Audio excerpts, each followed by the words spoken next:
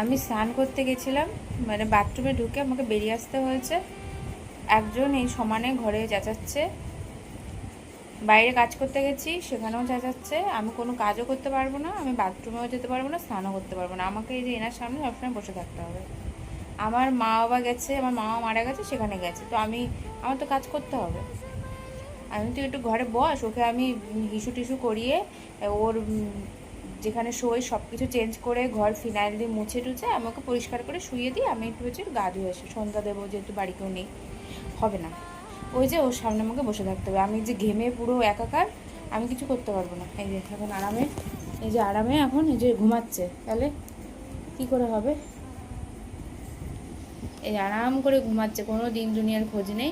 আর আমার এখন কত কাজ বাকি, আমি সন্ধ্যা দেবো, বাজারে ওর ওষুধ আনতে যাব, স্নান করব, কোনো কিছু আমি কি করে করব? হ্যাঁ, খুব দুষ্টু বুদ্ধি হয়েছে কিন্তু, এবার আমি পিটাবো তোকে।